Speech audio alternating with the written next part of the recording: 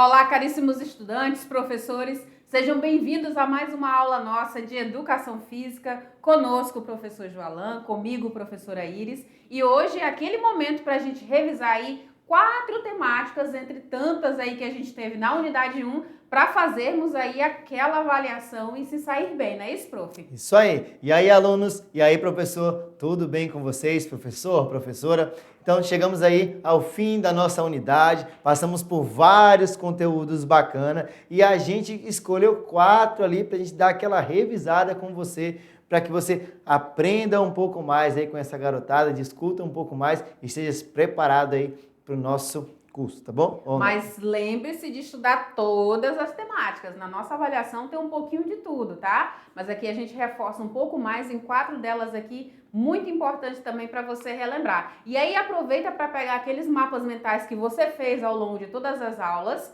tá? Pega todo aquele material e dá uma revisada conosco. A gente tem aqui as aulas a revisar, nessa aula aqui de número 9, e as aulas número 4, que fala aí sobre mídia e os padrões de beleza. Depois a gente tem aí a aula 5, onde nós falamos sobre imagem corporal e atividade física. E o que mais? Aula 6 sobre manifestações culturais das lutas. Lembra que a gente falou bastante das lutas? E a aula 7, que falava aí da pirâmide da atividade física, tá bom? Muito bem.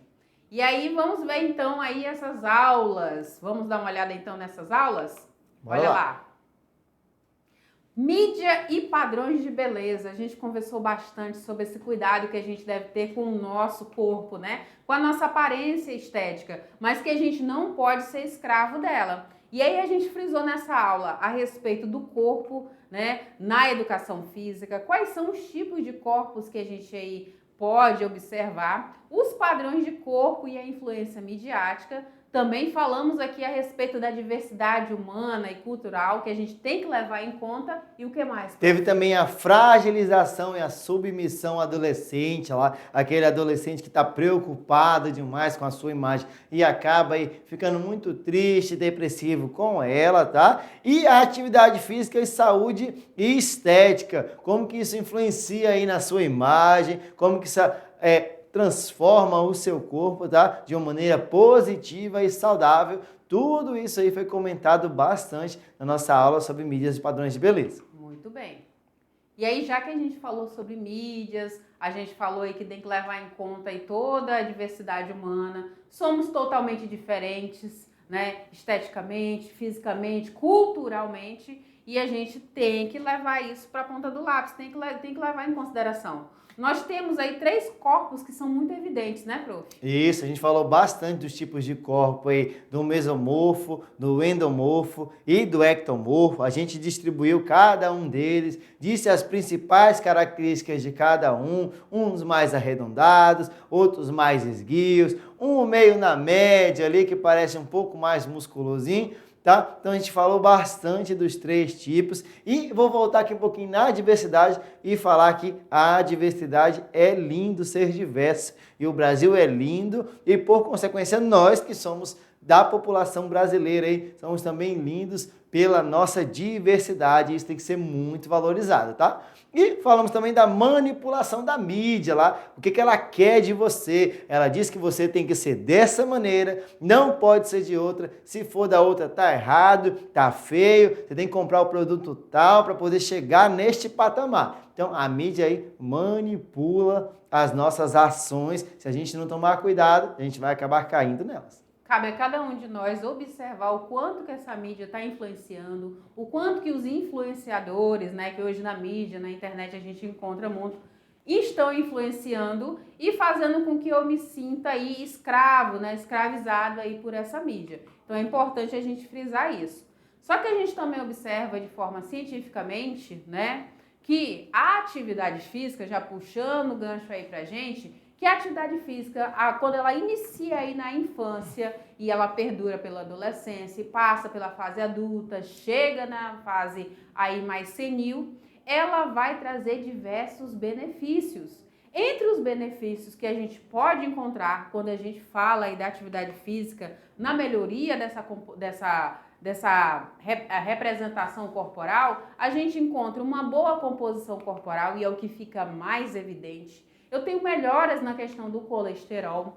Eu também tenho melhoras na pressão sanguínea, no açúcar do sangue, na aptidão aeróbica, na força muscular, nas habilidades de movimento, né, na saúde óssea. Tudo isso por quê? Porque eu estou levando em conta aí o meu bem-estar completo, biopsicossocial. E isso vai interferir aí na minha representação para o outro, né? Na minha exposição para o outro. O outro vai olhar e vai assim, nossa, como você está bem? O que você tem feito? Né? E muitas vezes, né, não muito raro, a gente consegue perceber isso. Então a gente precisa, sim, cuidar do nosso corpo, colocar o exercício físico, né, sistematizado, com frequência, duração e intensidade, colocar isso no nosso dia a dia para a gente entender que isso vai funcionar muito bem para a gente. Vai melhorar a nossa autoestima, vai melhorar os nossos batimentos cardíacos, vai trazer mais disposição e tudo isso é benéfico. Benéfico nas atividades que eu faço na escola, nas atividades que eu faço no meu trabalho, seja ele no campo, seja ele dentro do escritório, não importa. Tudo isso vai ter uma melhora significativa, não é, prof? Exatamente. Então, a gente tem que tomar cuidado aí e procurar sempre fazer atividades físicas para estar aí com o corpo em dia, o corpo mais saudável e lembrando que o importante aí é que ele esteja saudável. É maravilhoso a pessoa chegar, te elogiar, falar que você está bem, falar que você mudou para melhor, mas a gente também tem que saber aí o quanto e de quem essa opinião, o quanto que ela vai me influenciar, tá? E muita gente ela vai sempre olhar em você o mal, sempre procurar o defeito, então a gente tem que saber filtrar. O que vem de bem, amém, então muito legal. O que vem de mal, tem que ver se é uma pessoa que realmente importa na sua vida ou se ela tá ali só para te denegrir mesmo, querendo que você piore essa situação. Então, ter a cabeça em dia e também ter a consciência de que o que importa lá é a sua saúde, o seu bem-estar e você estar feliz com você mesmo dentro dos padrões saudáveis aí, tá bom? E aí a gente falou de uma outra temática que está relacionada aí à fragilização lá do adolescente que a gente mencionou há pouco. Pois é, essa fragilização também pode estar muito ligada aí à questão da imagem corporal e aí a gente na busca aí de uma melhora da imagem corporal através da atividade física. O que acontece? Muitas das vezes o indivíduo ele se olha no espelho e ele não se reconhece. Bom, não era isso que eu queria, mas o que eu, professora Iris, estou fazendo hoje para melhorar aí essa minha percepção visual? Né? Então, nessa aula que a gente falou sobre a imagem corporal, a gente falou aí do ciclo, né, como do corpo padrão, tá? E a gente fala aí da imagem corporal, a gente fala aí da instabilidade emocional que vai me motivar para ficar melhor ou não, tá? Que a gente comentou sobre os TDCs, né? A gente falou bastante que são os transtornos dismórficos corporais. E a gente destacou 3 principais, que era a anorexia, a bulimia e a vigorexia. Tá? A gente destrinchou cada um deles, mas a gente vai dar um resumo básico para vocês aqui também. E no final, a gente ainda colocou aí umas recomendações inteligentes de como você pode alcançar os resultados que você deseja de uma maneira saudável aí e não prejudicial ao seu corpo. E aí a gente destrincha um pouquinho mais com relação aqui, olha, a anorexia. Então, a anorexia, quando você percebe aqueles indivíduos que, além de ser magros, eles são magérrimos demais e eles se sentem culpados, né? Tem aquela questão emocional muito forte de se sentir muito culpado quando ingerem um alimento. Então, eles fazem a recusa daqueles alimentos que trazem aí fortalecimento por corpo, porque eles se sentem obesos, mesmo que fisicamente, no espelho, visualmente para todo mundo, está se vendo que está magro, está magérrimo. A gente tem um outro que vem a ser aqui a questão da bulimia. Então esse indivíduo, ele tem um corpo que aparenta razoável nível aceitável, porém ele também tem a questão da recusa do alimento, só que ele faz aí uma outra atribuição. Que atribuição é ela? O que ele faz, prof, na bulimia? Na bulimia, então, ele tem as compulsividades, né? Então, ele come compulsivamente ali, ele pega o alimento, ele come, ele deglute, ele saboreia e depois bate aquela culpa, bate aquela sensação de que, eita, fiz coisa errada, vou engordar, vou ficar mal. Então, ela vai o quê? Essa pessoa vai se evadir para algum lugar e vai lá colocar tudo que comeu para fora, estimulando aí vômitos e às vezes até tomando medicamentos aí que façam com que ele expele mais rápido aí os alimentos que ele deglutiu. E o terceiro, não menos importante, está se referindo aí à vigorexia. Vigorexia. Então, um vigor maior, uma definição maior. Acho que passa de definição, né, prof? A pessoa chega a ser um exagero. Às vezes a pessoa olha, não, professor, ele não está doente não, ele está maravilhoso, tá tudo lá trincado, tá tudo bacana. Só que o problema é que ele não para ali. Para ele nunca, ou ele ou ela, né? Mas acarreta mais nos meninos, isso. Para ele nunca estar satisfeito. Então, eu estou bem trincar? Não, tem que fazer mais exercício e mais e mais. E isso acaba gerando aí lesões na musculatura, fazendo com que acarrete doenças. Então, para ele nunca está satisfeito. O corpo dele nunca está bom, então ele sempre vai procurar fazer mais e mais atividades desacompanhado, sem regularidade, sem um plano de treinamento, acabando aí por vai se cometer com várias lesões aí prejudiciais à sua saúde. Por conta do exagero nos exercícios físicos.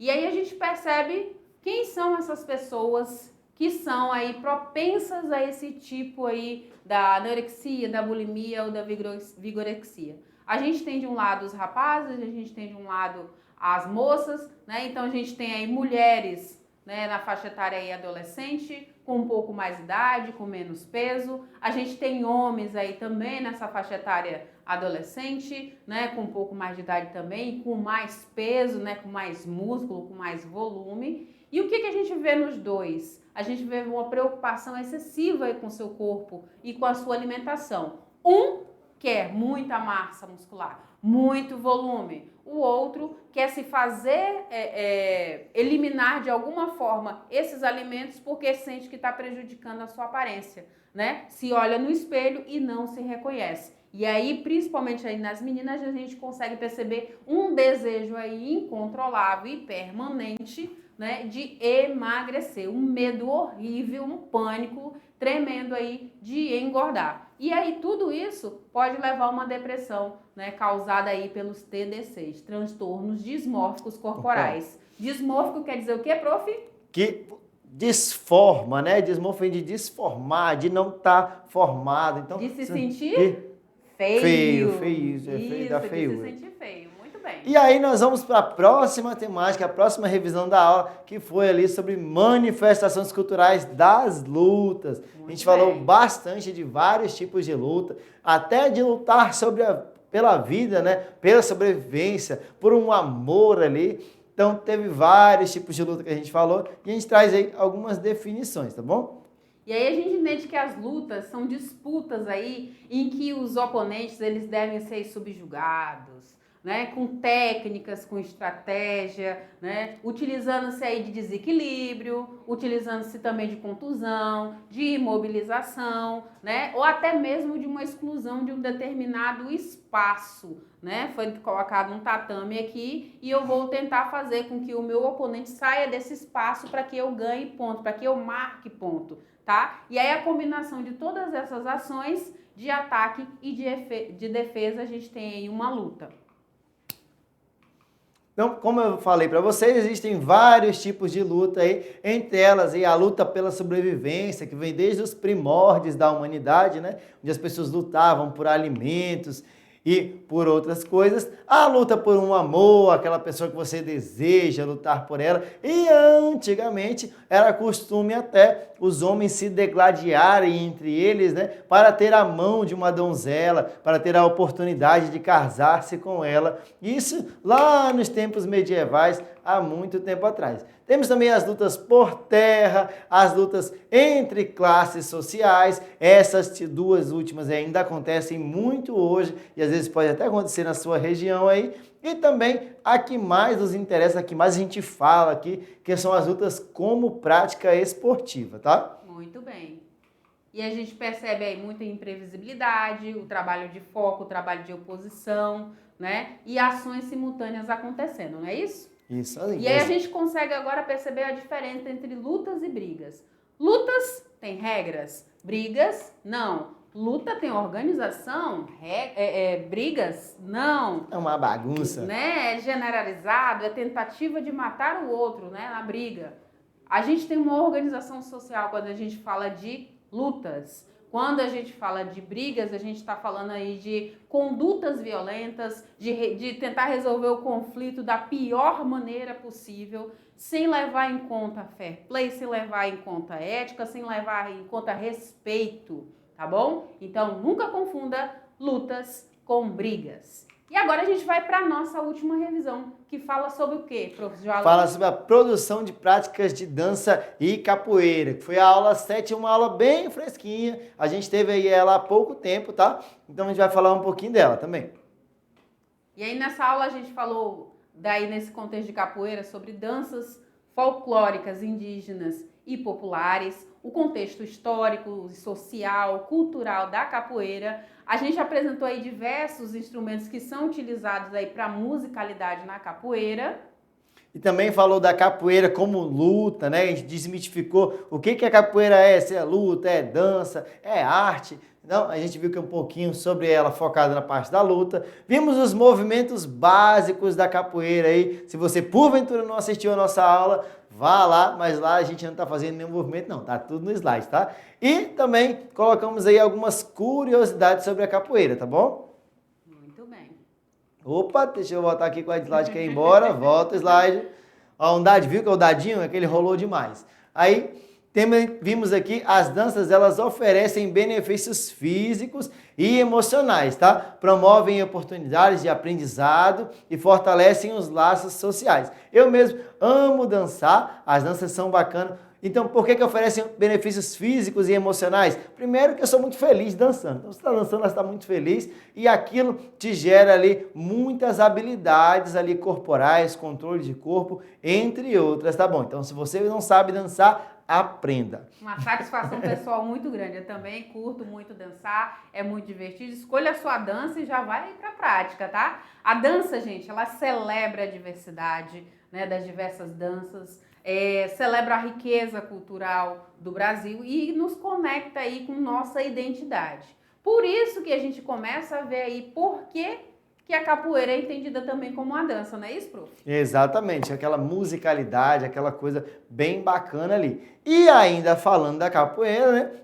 Ela foi uma prática proibida no Brasil até 1930, quando passa a ser reconhecida aí depois como um símbolo da identidade brasileira, uma coisa muito nossa, né?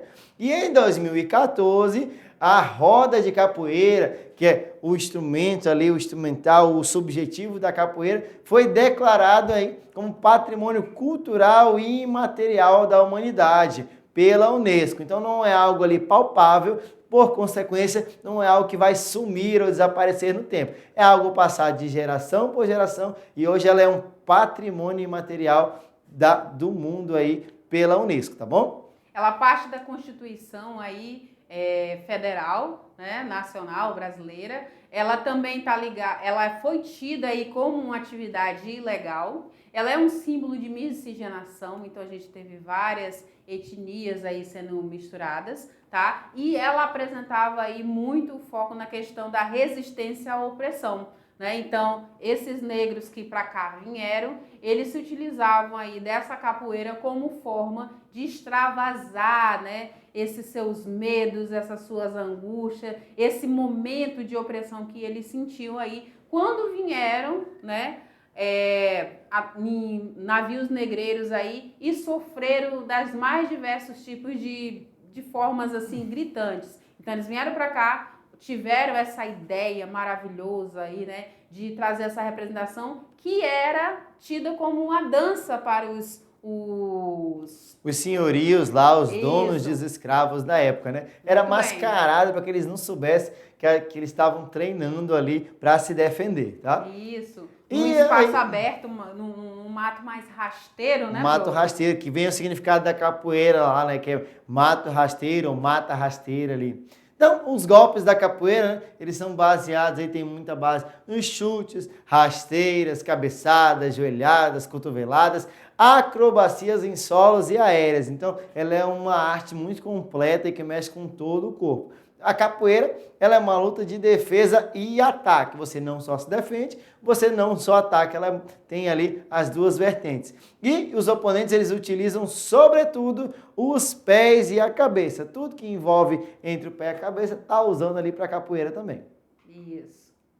A gente já está caminhando aí para esse finalzinho para entender que essa capoeira aí, ela vai significar o mesmo que mata o arbusto cortado mais baixo, mais rasteiro. A gente lembrou aí você que as pessoas que praticavam, os meninos que praticavam aí capoeira eram chamados de catinguelê, e na época aí dos escravos, né, eles vieram aí, como eu falei anteriormente, aí de navios negreiros, e eles morreram aí devido aí a essa viagem que era muito longa, né, e também com a falta de alimento, com a forma mais subhumana. E agora, caríssimo estudante, chegou o seu momento. Seu momento aí, revisamos tudo, realizar aí a nossa avaliação parcial 1. Ela não está difícil, mas é preciso muita atenção, muito cuidado na hora do preenchimento da avaliação, e a gente já vai desejando que você se saia super bem, deixando e reforçando aí que você se esforce, né? Ninguém vai fazer isso por você, tá bom? Então, vai lá que é sucesso para você aí nessa avaliação.